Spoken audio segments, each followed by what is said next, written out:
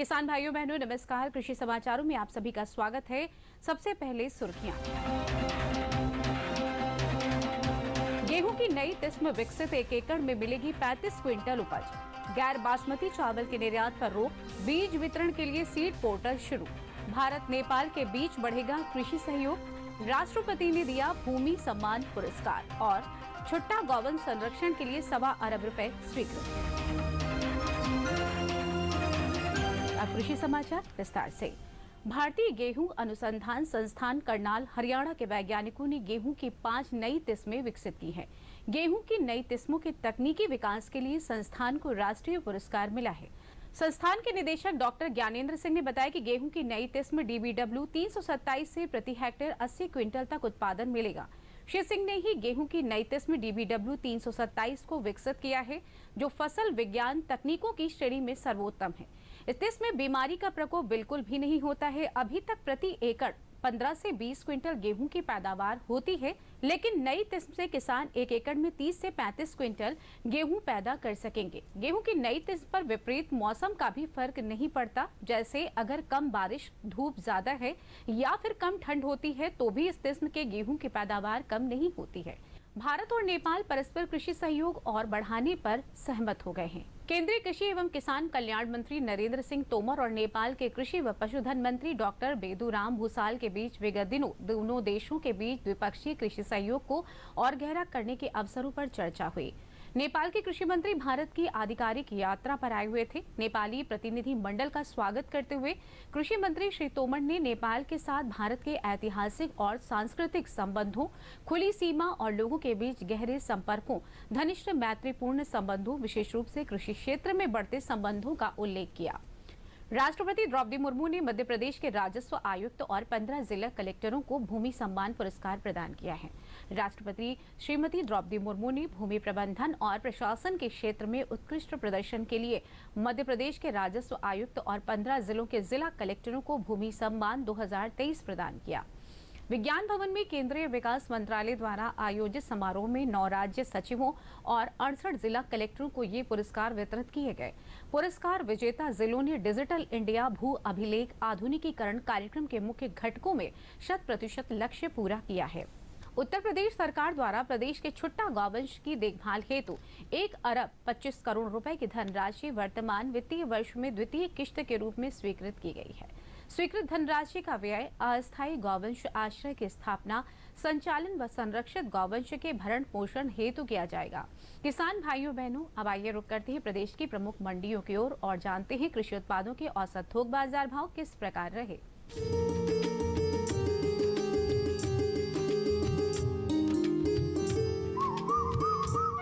गेहूं लखनऊ में 2300 रुपए प्रति क्विंटल, अयोध्या में 2285 रुपए, कानपुर में 2320 रुपए और गोरखपुर की मंडी में 2260 रुपए प्रति क्विंटल के हिसाब से बिका। चावल लखनऊ की मंडी में 2600 रुपए प्रति क्विंटल, अयोध्या में 2650 रुपए, कानपुर में 2620 रुपए और गोरखपुर की मंडी में 2740 रुपए प्रति क्विंटल के हिसाब से बिका। आलू लखनऊ की मंडी में 1170 रुपए प्रति क्विंटल, अयोध्या में 1220 रुपए, कानपुर की मंडी में 1150 रुपए और गोरखपुर की मंडी में 1220 रुपए प्रति क्विंटल के हिसाब से बिका। प्याज लखनऊ की मंडी में 1570 रुपए प्रति क्विंटल, अयोध्या में 1600 रुपए, कानपुर की मंडी में 1610 रुपए और गोरखपुर की मंडी में 1550 रुपए प्रति क्विंटल का भाव रहा। तो किसान भाइयों, ये थे आज के कृषि समाचार और मंडी भाव। आइए अब आपको सीधे जोड़ते हैं कृषि दर्शन के सजीव प्रसारण से। Mission Organic Value Chain Development for Northeastern Region has helped entrepreneurs from procurement to processing and packaging to marketing, increasing their organic business. Food processing unit nama handong ngamjare mioi taret ama soina thapobiba ngamjare. We procure organic ginger, turmeric, Naga King chili from FPOs.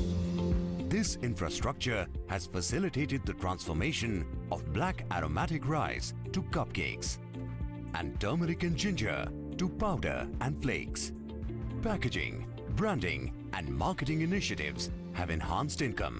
Come, join the organic entrepreneurial movement that has added a smile to every face. Mission Organic Value Chain Development for Northeastern Region. Crops Pure, empowered entrepreneur. सब्जी में मसाला ज्यादा है। कितनी बार कहा है कि जितनी जरूरत हो बस उतना ही डाला करो। अरे मुझसे तो ऐसा कभी कभार होता है। और तुम जो हमेशा खेत में अनाप शनाप कीटनाशक डालते हो, उसका क्या? ठीक ही तो कह रही है बहू। देख, खेत में उतनी ही दवा डाल जितनी जरूरत हो। याद रखो, कीटनाशक जहरीले होते हैं। डिब्बे पे लिखी सूचना के हिसाब से ही दवा डालनी चाहिए। पहले फेरोमोन ट्रैप, फ्लाइट ट्रैप, मित्र कीट, जैविक कीटनाशक आदि का इस्तेमाल करें। जरूरत पड़ने पर ही रासायनिक कीटनाशक का इस्तेमाल करें। छिड़काव सुबह या शाम दस्ताने, मास्क और पूरी आस्तीन वाले कपड़े पहनकर करें। हवा की दिशा में छिड़काव करते हुए पीछे जाएं। दवा के डिब्बे, छिड़काव यंत्र सुरक्षित जगह पर रखें। अब कुछ समझे क्या? हाँ, समझ गया मेरी रानी। अब ना करो नादानी।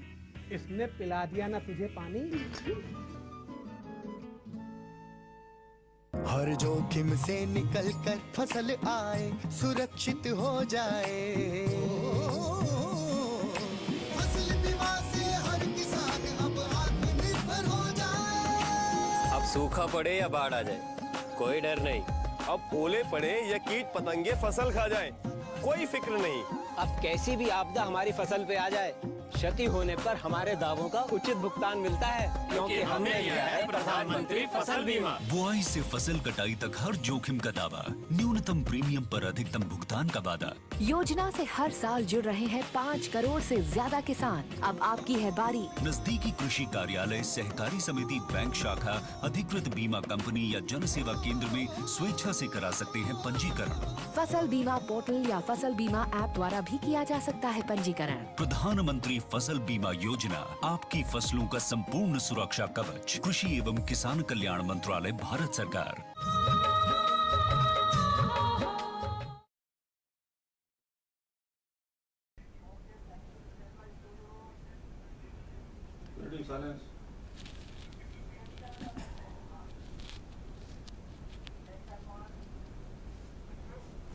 नमस्कार सभी किसान भाई बहनों का बहुत स्वागत है कार्यक्रम कृषि दर्शन के आज के इस अंक में। साथियों, जैसा कि आप सभी को पता है कि आज के दिन हम कृषि दर्शन का सजीव प्रसारण प्रस्तुत करते हैं, जिसमें हम अपने किसान भाइयों के सवाल फोन के माध्यम से सुनते हैं और तुरंत अपने विशेषज्ञ के माध्यम से उन सवालों के हल भी आप तक पहुंचा देते हैं।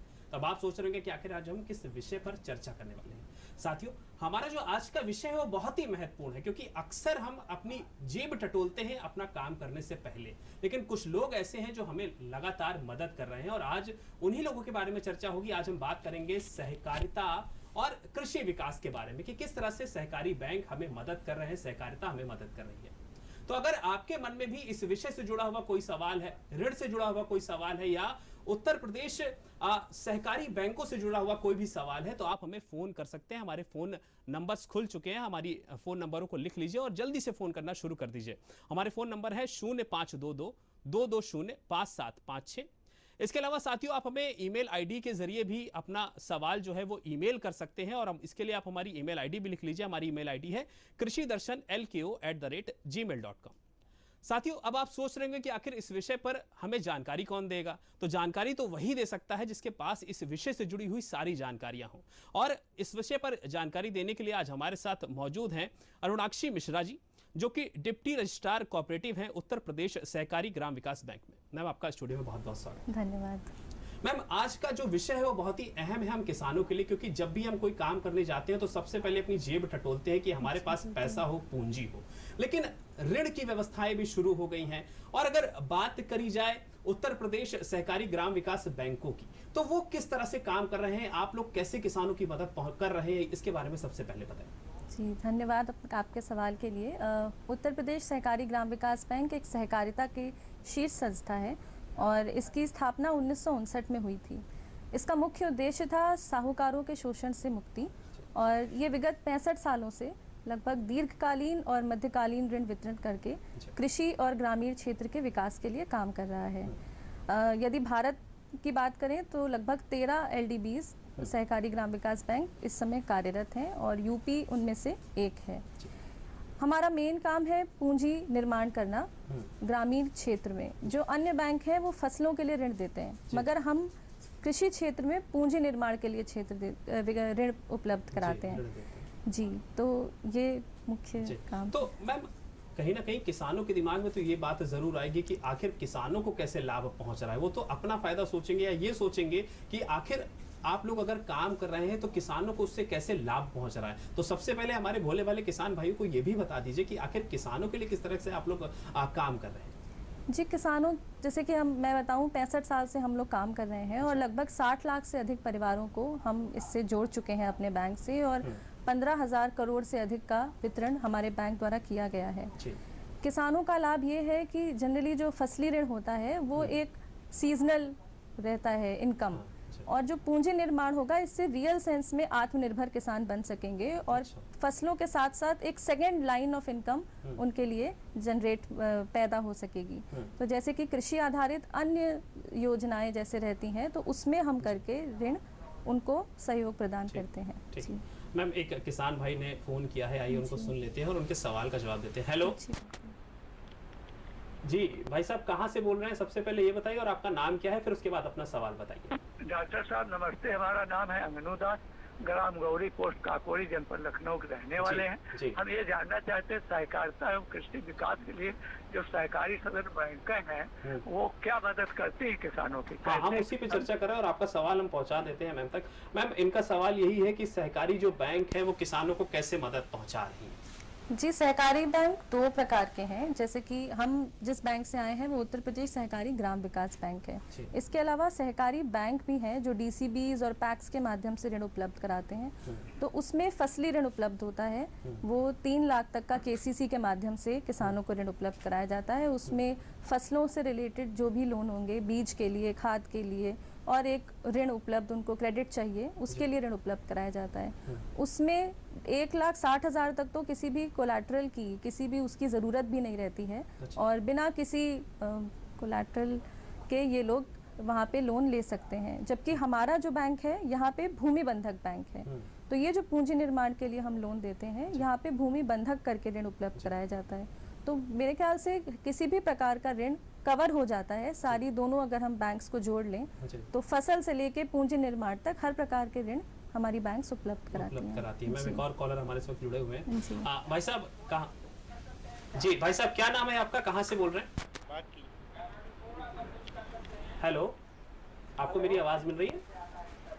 हेलो जी भाई साहब, कहाँ से बोल रहे हैं? आपका नाम क्या है और सवाल क्या है आपका? मैं नंद स्वरूप मिश्रा हूँ, बाराबंकी से। हाँ नंद स्वरूप जी बताइए। जानना चाहता किसानों के मदद के लिए कौन कौन सी बैंक है जो उनको हाथ बढ़ा सकते हैं। दूसरी जो सहकारिता बैंक है ये किसानों के कोई कार्य करना चाहते किस प्रकार से मददगार होगी? क्योंकि अगर हम कोई लोन लेते हैं तो उसमें ज्यादा भाग दौड़ न हो, हमको ज्यादा परेशानी मिले, कम ब्याज में हमको पैसा मिले, ऐसी क्या कोई व्यवस्था है किसानों के लिए? जी, कम भाग दौड़ करनी पड़े, क्या भी की जा रही है? ऐसा कोई नियम बनाया जा रहा है कि किसानों को आसानी से जो ऋण है वो मिल सके? जी बिल्कुल, जैसा कि इस समय सरकार का लक्ष्य है ईज ऑफ डूइंग बिजनेस, तो उसी के परिप्रेक्ष्य में हमारे बैंकों में भी ये जो भी ऋण आवेदन की प्रक्रिया है उसका सरलीकरण किया जा रहा है और किया भी गया है।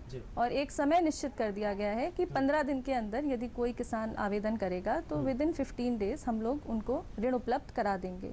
इसकी प्रक्रिया भी बहुत आसान है। जैसे यदि हमारे बैंक की बात की जाए, उत्तर प्रदेश सहकारी ग्राम विकास बैंक, तो इसमें मेन ये है कि उनके पास भूमि होनी चाहिए बंधक रखने के लिए। उसके बाद प्रक्रिया बहुत आसान है, किसी भी निकटतम शाखा से संपर्क करें, एक आवेदन का फॉर्म होगा, उसको भी भरने में हमारे जो ब्रांच के मेंबर्स होंगे वो उनकी पूरी सहायता करते हैं। 2 पासपोर्ट साइज फोटोग्राफ्स हों, Aadhaar card, ration card, PAN card यदि हो कोई आवश्यक नहीं है, और खसरा खतौनी होनी चाहिए जो कहीं बंधक ना हो। यदि बंधक नहीं है तो किसी भी प्रकार का ऋण लेने में कोई समस्या नहीं आनी चाहिए। तो मतलब हमारे जो किसान भाई हैं नंद स्वरूप जी, उनको उनका जवाब मिल गया होगा। और बहुत से ऐसे किसान भाई हैं जिनकी समस्या रहती है कि बहुत भागा दौड़ करना पड़ता है, लेकिन अब वो कहीं ना कहीं कम हो रही है। मैम कौन कौन सी ऐसी प्रमुख योजनाएं हैं जिन योजनाओं को धरातल पे उतारने के लिए आप लोग लगातार प्रयासरत हैं और किसानों की मदद की जा रही है ऋण के तौर पर? जी, जैसा मैंने बताया कि फसली ऋणों के लिए ऑलरेडी हमारे सहकारी ग्राम बैंक्स वर्क कर रहे हैं। पूंजी निर्माण के लिए हम लोग कार्य कर रहे हैं। पूंजी निर्माण में कृषि एवं कृषि आधारित योजनाओं पे हम ऋण देते हैं। जैसे कि वो खेती के साथ साथ बागवानी करना चाहते हैं, फलों के पेड़ लगाना चाहते हैं, डेयरी में काम करना चाहते हैं, कुक्कुट पालन, पोल्ट्री करना चाहते हैं, तो इन सब योजनाओं में मत्स्य पालन करना चाहते हैं, तो इन प्रोजेक्ट्स के लिए हम इन्हें लोन देते हैं, जिसमें हर चीज़ कवर की जाती है। मतलब वो कुआं खोदने से लेके तालाब खोदने से लेके मछलियों का हर चीज़ के लिए लोन हमारे यहाँ से दिया जाता है। अकृषि क्षेत्र में भी हम लोन देते हैं। जैसे कि कोई लघु व्यवसाय की कोई दुकान खोलना चाहते हैं, कोई किसान फोटोकॉपी की एक छोटी सी शॉप खोलना चाहते हैं, तो उन सब के लिए भी हम लोग लोन प्रोवाइड करते हैं। अच्छा जी मैम, एक और हमारे साथी जो है उस वक्त लाइन पे हैं। हेलो जी भाई साहब, आपका नाम क्या है, कहाँ से बोल रहे हैं और अपना सवाल बताइए। आपकी आवाज़ कुछ ठीक से नहीं आ रही है।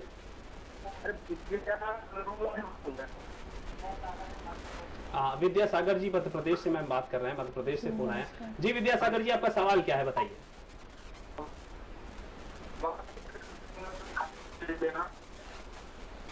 विद्यासागर जी, आपका अच्छा मैम, सहकारी बैंकों से लोन कैसे लिया जा सकता है? सागर जी जो मध्य प्रदेश से हैं, उनका सवाल है, इसके बारे में कुछ बता दीजिए। जी, सहकारी बैंक से लोन लेना बहुत ही आसान है। जैसा मैंने बताया कि आप किसी भी नियरेस्ट शाखा से, जो भी निकटतम शाखा हो आपके घर के पास, आप वहाँ से जाके लोन के आवेदन की प्रक्रिया कर सकते हैं। मिनिमम डॉक्यूमेंट्स जो चाहिए वो बताया, जैसे कि फ़ोटोग्राफ्स हैं, आधार कार्ड है और खसरा खतौनी है, इनके माध्यम से ऋण आवेदन किया जा सकता है। हम लोग ये भी विचार कर रहे हैं कि इस आवेदन प्रक्रिया को ऑनलाइन भी कर दिया जाए, जिससे कि एक पारदर्शिता रहे और यदि कुछ समस्याएं किसानों को आती हैं, जो हमारे संज्ञान में आती हैं, वो भविष्य में ना हो। तो एक ऑनलाइन प्रक्रिया पे भी विचार चल रहा है, पर निकटतम शाखा से बात करके ये ऋण उपलब्ध किया जा सकता है। जी मैम, एक और किसान भाई इस वक्त लाइन पे हैं।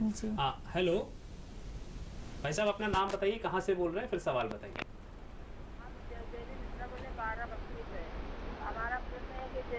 आपकी आवाज़ नहीं आ रही है।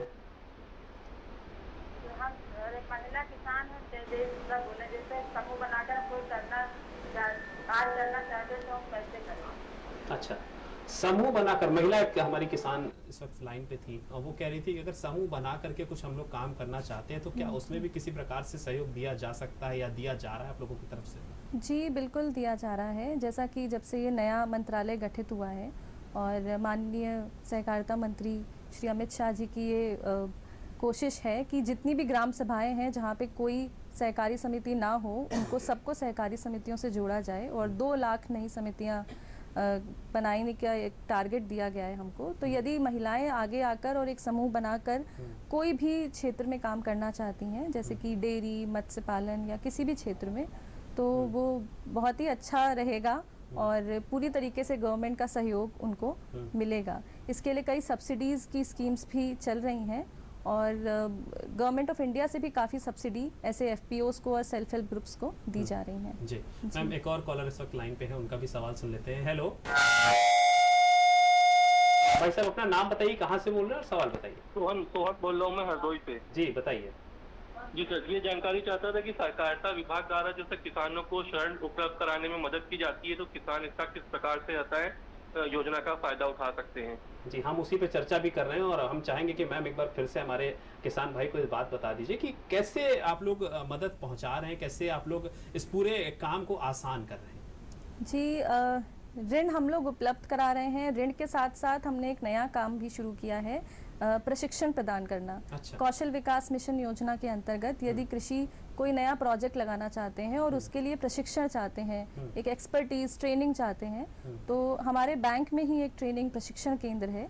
उसके माध्यम से हम किसानों को प्रशिक्षण भी उपलब्ध करा रहे हैं, जिससे वो पहले प्रशिक्षण प्राप्त कर सकते हैं, उसके बाद हमारे ही बैंक से लोन प्राप्त कर सकते हैं और एक नया प्रोजेक्ट लगा के अपनी आय को दुगना करने में सहायता उनकी हम करने के लिए तत्पर हैं। जी मैम, कृषि व्यवसाय के बारे में अगर हम चर्चा करें, क्योंकि आपने बताया कि इसी तरह से आप लोग मदद भी करते हैं कि खेती बाड़ी से अलग अगर वो कुछ करना चाह रहा है तो उसके लिए आप लोग उसको ऋण देते हैं, मदद करते हैं हमारे साथी किसान को।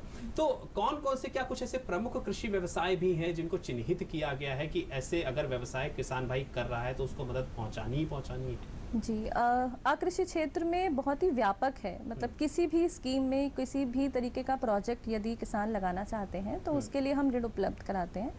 यदि हमने जो अभी नए व्यवसाय तैयार किए हैं, बनाए हैं प्रोजेक्ट्स, उनमें बात करें तो वाराणसी में हमने एक आइसक्रीम फैक्ट्री के लिए एक किसान भाई को लोन दिया 8 लाख का, और वो अपने कार्यों के साथ साथ आइसक्रीम्स सेल कर रहे हैं, बेच रहे हैं। इसके अलावा प्रिंटिंग प्रेस के लिए भी हम लोगों ने लोन उपलब्ध कराया है, और ये जो आजकल इंटरलॉकिंग ब्रिक्स चलते हैं उसकी फैक्ट्री भी कई लोगों ने इस ऋण को लेके लगाई है।